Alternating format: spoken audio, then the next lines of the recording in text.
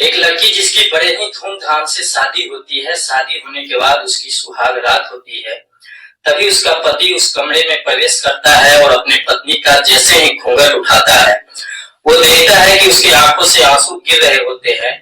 तभी वो अपने पत्नी से पूछ लेता है कि आखिर तुम्हारी आंखों से आज आंसू क्यों गिर रही है, आज तो बहुत खुशी का दिन है। वो लड़की बताती है कि आज की रात तुम चाहे मेरे साथ जो मर्जी कर लो, मगर कल मेरी लाश मेरे पिता के दरवाजे पे पहुंचा देना।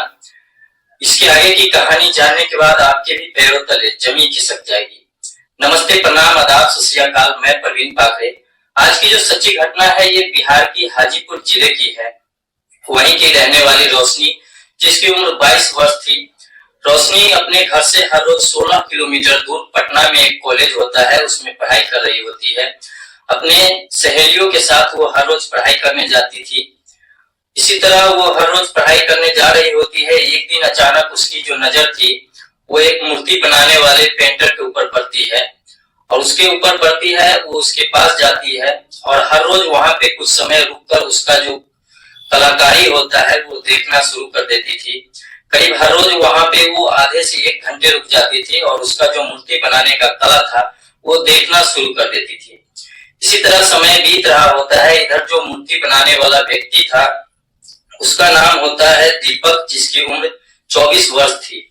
दीपक बड़ा ही अच्छा मूर्ति बनाता था। दीपक किसी आदमी का अगर शकल देख लेता था हूबहू उसके तरह ही मूर्ति तैयार कर देता था। तभी वो लड़की एक दिन उस लड़के के पास पहुंच जाती है और बोलती है कि क्या तुम मेरा तस्वीर मेरे तरह का जो मूर्ति है वो बना सकते हो। दीपक बोलता है मैं आपके तरह का मूर्ति आराम से बना सकता हूँ। और वो बोलता है तो वो दीपक जो होता है वो रोशनी का जो शकल होता है उस टाइप का एक मूर्ति बना देता है।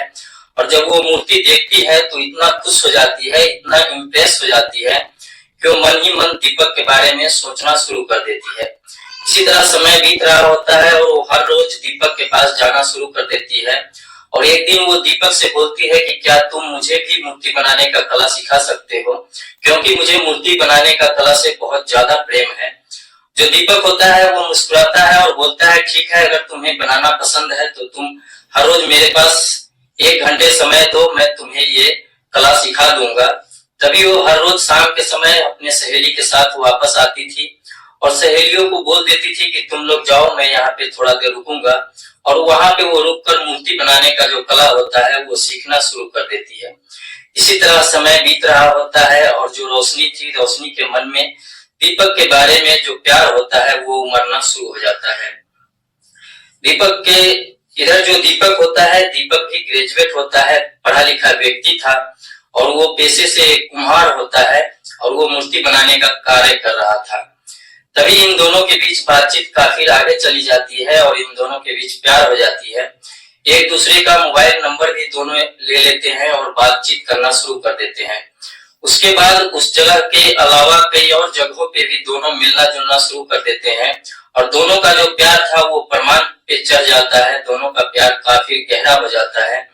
जब दोनों का प्यार काफी गहरा हो जाता है तो घंटों घंटों तक दोनों के बीच मोबाइल पे बातें होने शुरू हो जाती है। जब दोनों के बीच बातें होने शुरू होती है, दोनों के बीच काफी गहरा प्यार हो जाता है। दोनों अच्छे पढ़े लिखे होते हैं, मगर इस दोनों के प्यार का जो दुश्मन था वो दोनों का बिरादरी जो होता है वो इन दोनों का प्यार का दुश्मन बन जाता है। क्योंकि जो दीपक होता है, दीपक पेशे से एक कुम्हार होता है। इधर जो रोशनी होती है, रोशनी एक बड़े जाति से ताल्लुक रख रही होती है। रोशनी का जो परिवार वाले होते हैं वो बड़े दबंग टाइप के आदमी थे। वो लोग सभी लोग ठेकेदार होते हैं। दोस्तों, इस कहानी में एक ऐसा दृश्य आता है, एक ऐसा मोड़ आता है कि जो रोशनी थी, रोशनी का प्यार पे बहुत ज्यादा भारी पहरा पड़ जाता है। एक दिन जो रोशनी का चाचा होता है वो रोशनी को दीपक के साथ एक पार्क में मिलते जुलते पकड़ लेता है। तभी वो एक दिन जो रोशनी का चाचा था वो अपने कुछ आदमियों को लेकर और जो दीपक का दुकान होता है वहां पे पहुंच जाता है और दीपक को मारना पीटना शुरू कर देता है। उसे धमकाना शुरू कर देता है कि अगर तुम उसके ऊपर अपनी आंख उठा करके देखोगे तो तुम्हें इस दुनिया से खत्म कर दिया जाएगा। दीपक जो था वो थोड़ा डर जाता है, मगर इधर जो रोशनी थी, रोशनी बोलती है कि नहीं, मैं तुम्हारे बिना नहीं रह सकता हूँ। फिर से दोनों मिलना जुलना शुरू कर देते हैं। इसी तरह कुछ समय बीतती है और एक दिन अचानक जो रोशनी होती है, रोशनी के पिता जो था वो देख लेता है। जब रोशनी का पिता देख लेता है तो दीपक के पास अपने कुछ लोग लेकर पहुंचता है, कुछ गुंडे लेकर पहुंचता है। दीपक को काफी मार पिटाई वहां पे होती है।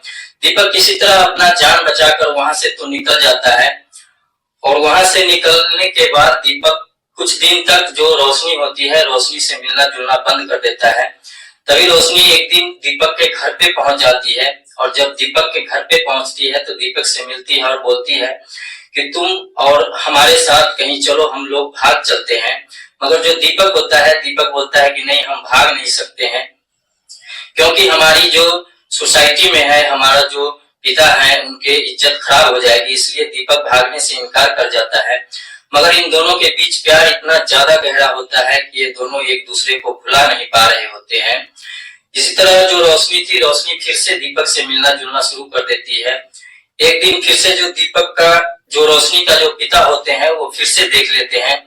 उसके बाद वो अपने काफी लोग लेकर पहुंचते हैं और उसे काफी मार पिटाई करते हैं और उसे झूठा केस में फंसा देते हैं। उसे चोरी के आरोप लगाते हैं, झूठा केस लगाते हैं उसके ऊपर, क्योंकि ये लोग जो होते हैं काफी दबंग होते हैं, पैसा वाले लोग होते हैं।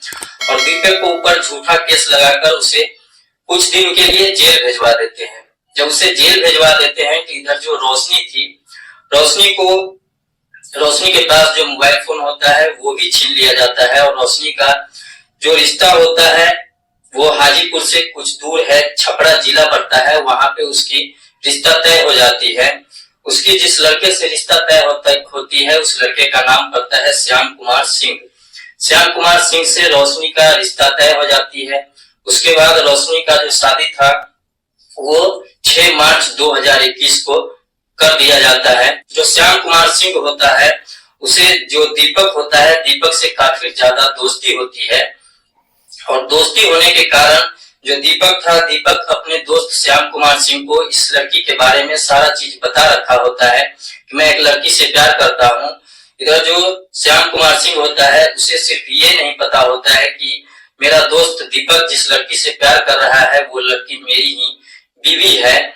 जब श्याम कुमार सिंह का शादी रोशनी से हो जाती है तो श्याम कुमार सिंह अपने घर में प्रवेश करता है और जैसे ही प्रवेश करता है तो वह अपनी पत्नी के पास सुहाग रात मनाने के लिए जाता है। उसका जैसे ही घूंघट उठाता है तो उसकी आंखों से आंसू टपक रहे होते हैं और रोशनी बोलती है कि आज की रात तुम चाहे जो मर्जी मेरे साथ कर लो, मगर कल सुबह मेरी जो लाश है वो मेरे पिता के दरवाजे पे पहुंचा देना। जब यह बात श्याम कुमार सिंह को पता चलता है, वो जब सुनता है अपने पत्नी के मुंह से, उसके बाद उसे काफी आश्चर्य होता है और वो ये सारा बात उससे पूछना शुरू कर देता है कि आखिरकार ऐसा तुम क्यों बोल रही हो। इधर जो रोशनी होती है, रोशनी अपना प्यार का जितना भी कहानी था वो सारा श्याम कुमार सिंह को सुनाती है। सुनाने के बाद जो श्याम कुमार सिंह होता है वो सीधा कोर्ट में पहुंचता है और कोर्ट में जो दीपक था, दीपक का बेल वहां पे कराता है, बेल का अर्जी लगाता है। उसके बाद दीपक का बेल हो जाता है और दीपक को रिहा कर दिया जाता है। तब तक इधर जो रोशनी होती है, रोशनी श्याम कुमार सिंह के घर पे ही थी, मगर उसके साथ जो श्याम कुमार सिंह होता है वो उसके बदन में टच भी नहीं करता है। और जब दीपक का जब बेल हो जाती है, जब दीपक जेल से छूट कर आ जाता है तो श्याम कुमार सिंह उसे सीधा अपने घर पे लेकर आता है और घर पे लेकर आने के बाद उससे पूछता है कि आखिरकार तुम किस लड़की से प्यार कर रहे थे। तो वो सारा कहानी जब बताता है तो श्याम कुमार सिंह उसे सीधा अपने घर के कमरे के अंदर लेकर जाता है और जब वहां पे वो रोशनी को देखता है और जब रोशनी उसे देखती है तो दोनों एक दूसरे से निपट कर रोना शुरू कर देती है। और दोनों जब एक दूसरे से निपट कर रोने लगते हैं, इधर जो श्याम कुमार सिंह होता है इसके भी आंखों से आंसू गिरना शुरू हो जाती है, क्योंकि इन दोनों का प्यार ही इतना ज्यादा गहरा था कि किसी का आंसू नहीं रुक सकता था। और जब दोनों एक दूसरे से निपटते हैं उसके बाद जो श्याम कुमार सिंह होता है वो बोलता है कि तेरी जो ये बीवी है रोशनी, उससे मैं शादी तो कर लिया हूँ मगर ये आज भी उतना ही पवित्र है जितना शादी से पहले थी। उसके बाद इन दोनों को लेकर श्याम कुमार सिंह जो होता है वो कोर्ट में पहुंचता है और श्याम कुमार सिंह का जो पिता होते हैं वो एक वकील होते हैं। और उसके बाद इन दोनों का कोर्ट मैरिज करा दिया जाता है, इन दोनों का शादी हो जाती है। फिर घर पे लाने के बाद एक हिंदू रीति रिवाज के तहत एक मंदिर में दोनों का शादी होती है। और उसके बाद जो श्याम कुमार सिंह का पिता जो था वो वकील होते हैं, वो बोलते हैं अब तुम्हें कोई कुछ नहीं कर सकता, अगर तुम्हें कोई कुछ करेगा तो अगर तुम्हें कोई भी कुछ करता है तो उसके लिए मैं हूं और उससे मैं केस लड़ लूंगा। उसके बाद जो दीपक था, दीपक अपनी पत्नी रोशनी को लेकर अपने घर चला जाता है। दोस्तों ये पूरी कहानी सुनाने का उद्देश्य ना किसी को हैरान करना है, ना किसी को परेशान करना है।